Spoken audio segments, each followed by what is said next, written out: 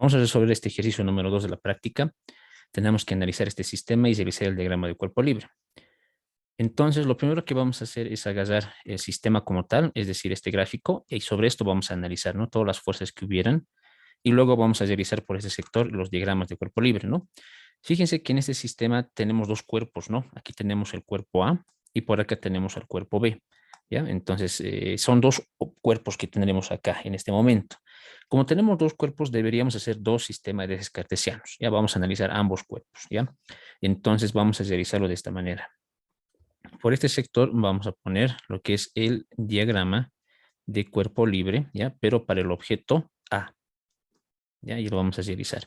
Más allá vamos a realizar el diagrama de cuerpo libre, pero para el objeto B, porque son dos objetos. Y vamos a proceder a realizar aquí el sistema de ejes cartesianos para cada uno, ¿no? Entonces, vamos a graficar de esta manera. Esto sería para el objeto A. Primeramente, lo vamos a hacer de esta forma, ¿ya? Tendríamos ahí para el objeto A. Y lo mismo vamos a realizar para el objeto B, ¿no? Entonces, esto lo voy a copiar directamente para el objeto B. Tendríamos algo por ahí.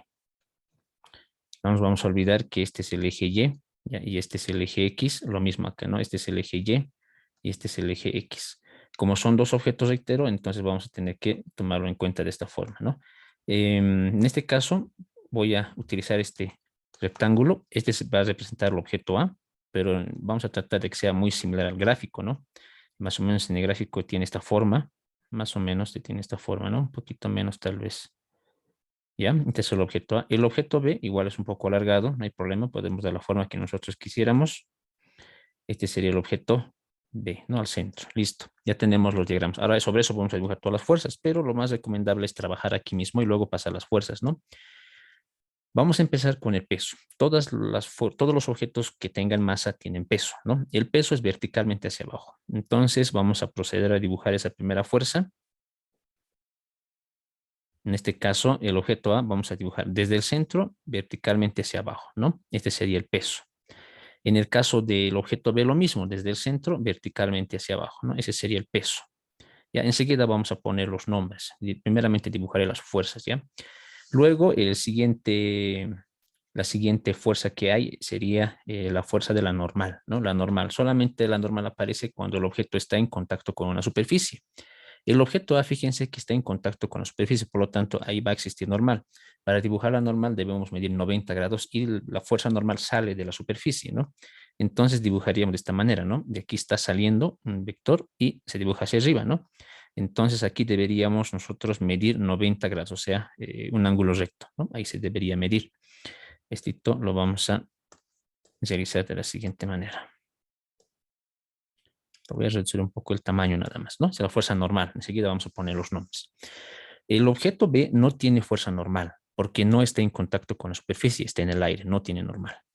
Fuerza de rozamiento, vamos a ver cuál tuviera, ¿no? Para que exista fuerza de rozamiento, el objeto tiene que moverse o tiene que tener una cierta tendencia al movimiento y además debe estar en contacto con una superficie sobre la cual va a realizar el rozamiento. El objeto A está en contacto con una superficie, ¿no? Y el objeto A sí tiene esa tendencia a moverse porque está unido con una cuerda al objeto B, ¿ya? Que está en el aire. Por lo tanto, el objeto B en alguna medida jala al objeto A y el objeto A tiene esa tendencia al movimiento, ¿no? El objeto A, por lo tanto, tiene esa tendencia de movimiento en esta dirección, ¿ya? Por la cuerda y el objeto B. Por lo tanto, el rozamiento sería en esta otra dirección. Entonces, vamos a dibujar ahora la fuerza de rozamiento, ¿no? En este caso deberíamos dibujar aquí en esa dirección, en el objeto A. Ahora, el objeto B no tiene fuerza de rozamiento, porque para empezar no está en contacto con la superficie sobre la cual vaya a ser rozamiento, está en el aire. En este caso no habría rozamiento. Y finalmente vamos a analizar la fuerza de la tensión. La tensión aparece cuando el objeto está sometido a alguna cuerda o algo similar, ¿no? En este caso, el objeto A, fíjense, está unido a una cuerda al objeto B, por lo tanto existe una tensión, ¿no? Entonces vamos a dibujar aquí la fuerza de la tensión. Y la fuerza de la tensión se dibuja una fuerza sobre la misma cuerda, ¿no? Todo sobre la misma cuerda. Y en el caso del objeto B vendría de esta forma, ¿no? En la misma cuerda. Listo. Ya hemos dibujado las fuerzas, ya no hay más fuerzas, ¿no? Una vez que hemos graficado todas estas fuerzas, las voy a pasar ahora a los respectivos diagramas de cuerpo libre, ¿no? Respectivos diagramas. En este caso empezaremos con el objeto A, que sería esto, ¿no? Entonces, primeramente hemos dibujado, este sería el rozamiento, ¿ya? Lo voy a reducir tamaño un poquito para que ingrese, ¿no? Este sería, por lo tanto, la fuerza de rozamiento. Le vamos a poner entonces aquí el nombre, ¿no? Me faltaba poner fuerza de rozamiento. Luego hemos dibujado en el objeto A también esta fuerza que era la fuerza normal. Entonces lo dibujamos por acá y le vamos a poner su nombre, ¿no? Esto se llama fuerza normal. Luego hemos dibujado también en el objeto A este que es el peso.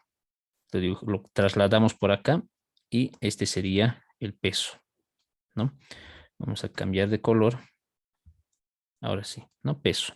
Y finalmente en el objeto A hemos dibujado lo que es la tensión. Este objeto, bueno, esa flecha, perdón, lo vamos a trasladar por acá, ¿no? Entonces, bueno, me falta el nombre de esto. Este se llamaría tensión, ¿no? Se llamaría tensión, la letra T. Del objeto A ya hemos realizado el diagrama de cuerpo libre. Lo tenemos por acá. Vamos a realizar ahora lo mismo con el objeto B. Aquí está. El objeto B, si se fijan, solo tiene dos fuerzas nada más. Vamos a empezar con el primero, ¿no? Esta sería la tensión, porque está en la cuerda, ¿no? Lo vamos a dibujar por acá. Entonces a esto llamamos tensión, ¿listo?